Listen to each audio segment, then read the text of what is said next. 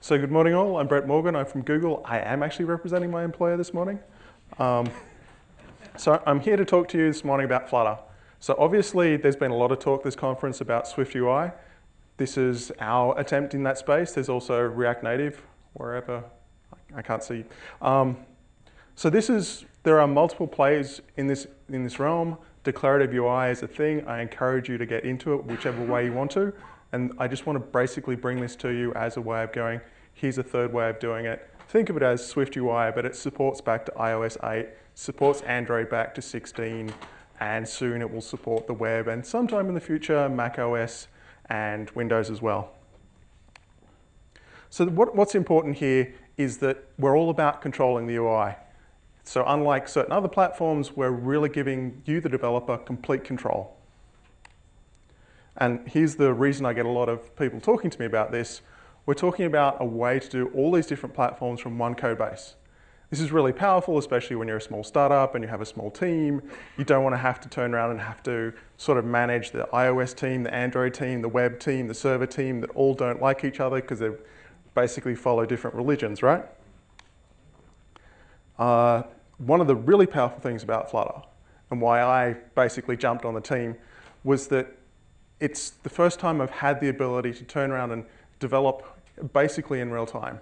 Usually you have between you, your ideas, your keyboard, and the final binary is this sort of compile link, push to the device and wait for the device to load. It's really annoying because you want to sit down with someone and sort of discuss, okay, what are the changes I want to see on screen, make some quick changes, and go and get a coffee.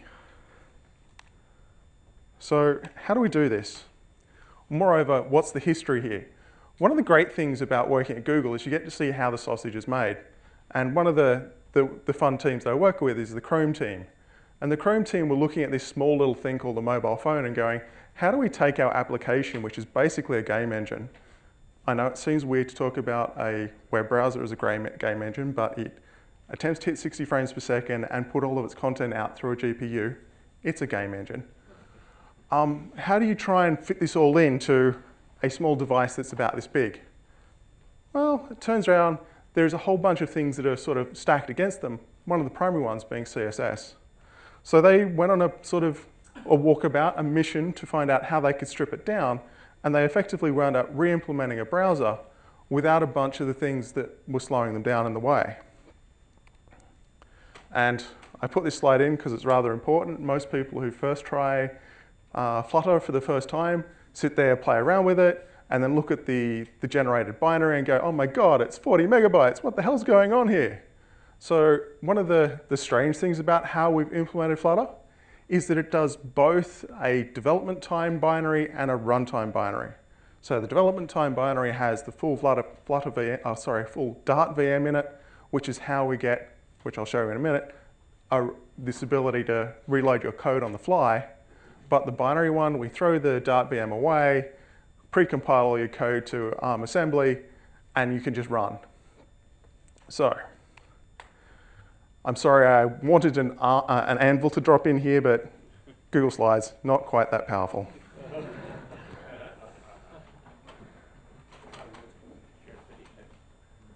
So, now I'm going to play with the demo gods and do a live coding demo. So, actually let's just resize this, if I can find where the drag handle, no, fuck it. Okay, so here we've got a phone, an iOS simulator, and of course what we want to do is be able to make changes. I don't know if you just saw what happened there. I typed some code, magically, like my fingers, and the app just changed. Here, let me do it again. This is what I mean about hot reload. It gives you the ability to make changes quickly. So I'm guessing by the fact that a whole bunch of you have been talking about Swift UI, you kind of know what I'm about to do. Is that enough of a hint, or should I go a little bit further?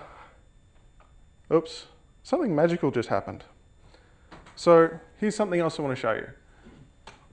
What I've got here is I've centered some text. So it's centered on the screen. That seems reasonable. When we talk about Flutter, we always talk about widgets. Now, if I turn around and I want to take this turtle rock, I want to put some text beneath it. So the first thing I want to do is wrap it in a column. I know, VStack column. I'm sure you can see the similarities here, but it just disappeared off the screen. So one of the things we can do, because we have a running instance, I'm not sure how visible that is, but I've got a bunch of blue lines and yellow lines on the screen telling me where things are lining up, and it's showing me the column is full height, which means that to bring it back on screen, I just need to add an attribute to the column where I'm basically controlling the box layout. It's down the bottom. I could turn around and center it, but what I want to do, because I want to stick something underneath it, another entry in the column, I can use main axis size minimum, and suddenly, as you may be able to see by the debug painting, the column is now shrunk. So what I'm getting at here is that it's very much like how you're going to be winding up building in Swift UI, where you've got columns and rows and things like that, be they H stacks and B stacks or columns and rows. But there's a few differences, especially when we get to spacing. And let me show you that now. So to align stuff to the start, it's pretty easy. Again, we're just configuring the box layouts.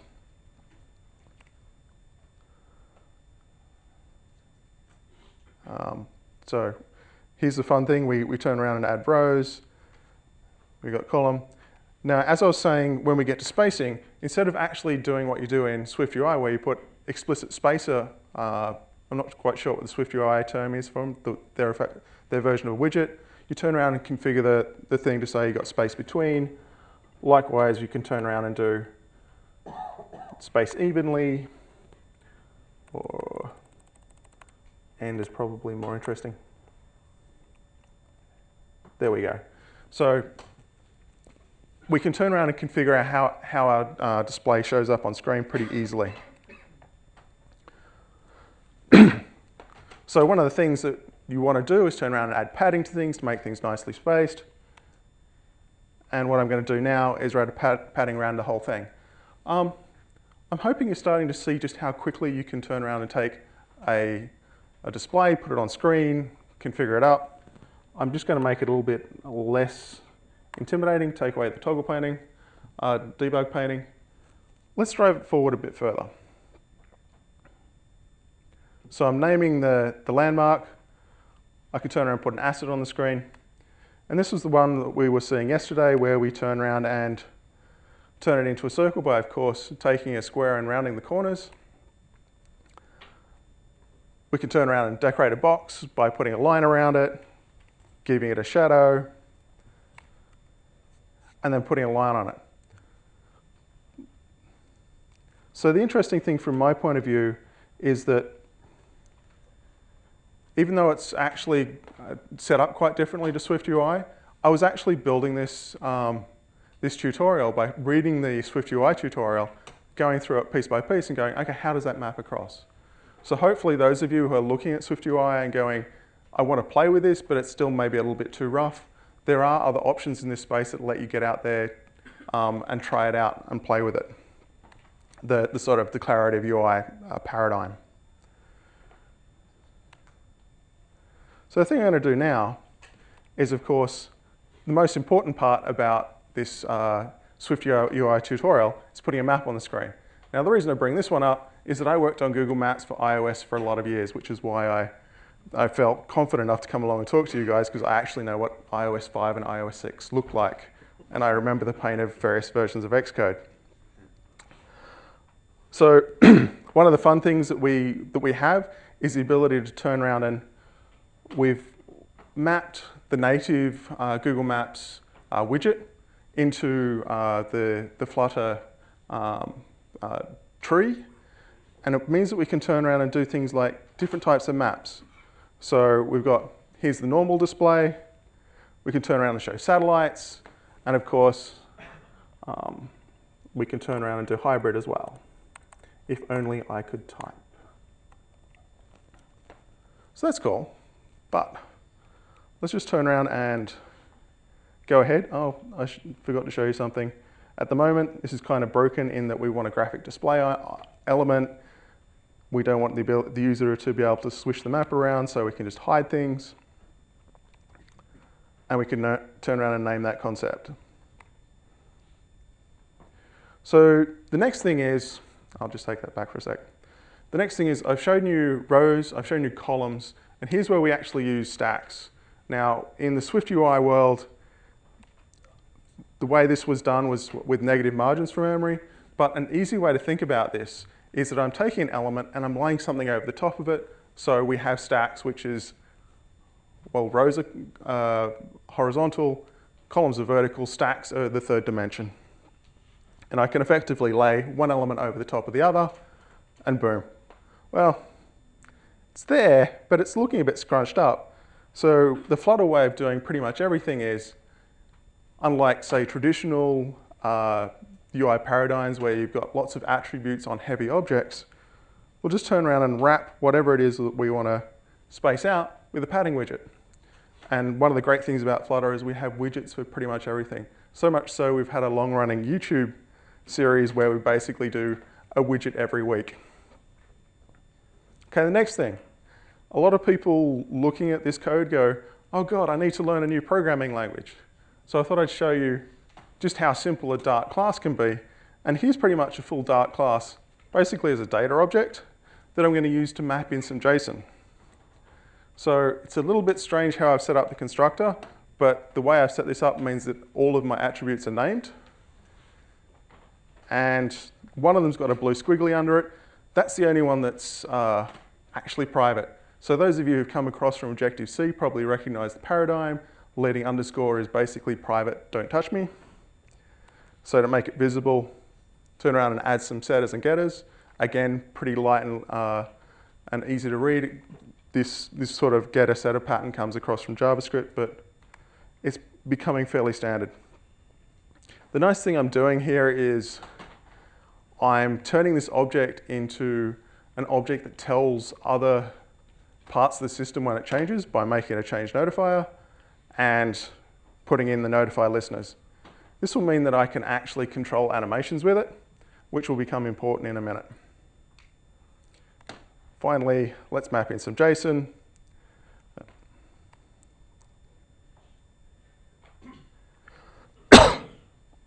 Now, the important thing that you're going to have to grapple with when you start playing around with these declarative systems, and the part that will probably hurt your head a bit when you start playing with SwiftUI or React Native is, how do I deal with state? There's a bit of a continuum here. On one end, we've got really simple systems where it's, and I'll show you this in a minute, where we have an object that basically knows that it's stateful or not or stateless. In this case, I'm actually creating a model outside of my tree that holds the main state of my application, which is just a list of landmarks. There are the full systems where you wind up doing sort of redux patterns. My suggestion is, when you start at the simple end and only go to the more complex stuff once you actually get those requirements. So this is at the simple end because this is a reasonably simple system. Next, I want to do some JSON converting, so might as well use the system that I've got. And of course, root bundle, you guys are iOS developers, you probably know where that's going to have in it. So I've loaded some JSON content, I've decoded it, and I turn around and map it into landmarks. This object is also a change notifier, which means that I can turn around and notify the system when the stuff is loaded. Now, the important thing here to notice is this load data method is asynchronous. This is one of the really nice things about Dart, is that it allows you to turn around and have asynchronous methods that return futures pretty much all over the place. So when you're playing with this sort of stuff, that becomes quite important. Okay, I've now changed my main method so that I'm actually loading the content. So one of the fun things about doing live development like this, I need to turn around and restart my app. As you can see, I've been doing a massive number of changes. I've developed pretty much an entire view on my live running simulator, and this is the first time I've actually told it to push a binary to the device. Okay, let's push it a bit further. I'm loading through, yes, I've made a whole bunch of changes everywhere. So all the previously hard-coded variables, like the name of the park and the location of the map, are now variables, and this is thankfully correct. Okay, let's push it a bit further. And of course, the joy of actually operating on head is that sometimes things break. Okay, so where are we at? We've got this landmark detail that we've developed up. It's a named concept. I'm now going to push it into a list view, because the most important thing in every mobile application is a list of things. So let's turn around and build one of those. So please, all the designers in the room, look away. This looks ugly as sin. So let's fix that. So in one of the previous slides, I showed you the fact that we have two widget sets. I'm using the material widgets, which is why this looks like an Android phone. But I can fix that pretty quickly to a certain level. We do have another set of widgets called Cupertino that give you, well, I'm sure you can guess where the naming comes from. So the first thing I'm doing is I'm setting the background color to white. That, of course, hides everything. So I style the text and set brightness to light so that once I press save, it brings back my time and my battery indicator. So this is starting to get there. Material themes have this idea of pieces of material that sit at a certain elevation, which is why I've got the shadow line. I can do that, get rid of that by dropping the elevation. And then, don't know if you can see it on the monitor, but these two colors are actually different. And I can quite quickly just theme out the whole application to set the scaffold and the canvas to white, and suddenly everything's the same color. Yes, finally. Okay, let's fix these guys. Let's name these and style them up so that they actually look right. So, landmark cells, sounds like a good naming system. Let's use list tiles. Suddenly our items start to breathe. Give them some padding. Put an image on the lead. Press save and force them to actually load. Put an icon at the end and deal with yet another error. I love being on head. And now, what are we doing here? Right, so we've got these guys. We've got chevrons here. They don't do anything. Let's turn around and fix that. So the first thing I'm going to do is put a list in. Actually, no, I'm fixing something else. This kind of looks like an iOS list, but there's something missing, but you can't guess what it is. Here, let me give you a hint. Aha, now you know what my short keys are. And that is, of course, the divider underneath things. Suddenly it almost looks like a list view. So the next step is to make things selectable or make things starable so that we can add things in. Yes. So one of the fun things, and this was a fairly recent feature added to Dart, and one of the reasons why Flutter uses Dart, because we get to change the language to actually match the toolkit, is that quite often you wind up with parts of your UI that you need to selectively add or not add to a context.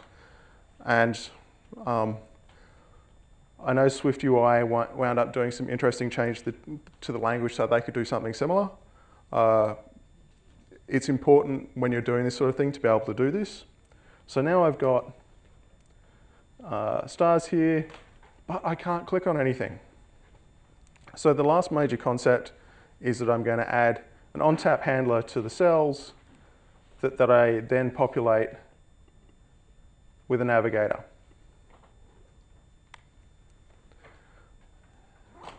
What did I just do? Oh yeah. So now I can dump into these, and how am I doing for time? 5 minutes to go. Yeah, I should push on, because it's very important. Because strangely enough, the next part, I'm sort of breaking this up, and I get to the most important part of this talk, and the whole reason I gave it, is that little extend body under app bar proves that I'm still a little bit of an engineer, in that I got to this point and I couldn't actually do what I needed to do of have the map go all the way under the app bar that I'd made invisible. And I had to turn around and go, oh, there's a bug for this. And I turned around and submitted a whole bunch of code to the repo and had the head engineer of it go, oh, wait, I was doing that. So yeah, one of those throwaway pull requests. And suddenly we have, with just a few minor touches, something that kind of looks like an iOS app. Now, the reason I've done this, I'll just go back to my slides, is that I want to show you that there are alternate ways of turning around and attacking, putting software out into the full world. Now, the nice thing with this code base is, with some minor additions, it will work quite nicely on Android, and coming up soon will give you the ability to then take the code to the web. But if you want to see something that's actually much closer to pixel perfect, you can go over to our good friends at Very Good Ventures and have a look at their version of the UI tutorial. Oh, sorry, the Swift UI tutorial. For those people who are going, how do I use things like Google Maps or various other things, we've got a whole bunch of packages for additional functionality, and there's a few companies turning around and using this. So thank you for your attention, and we've got a couple of minutes for questions.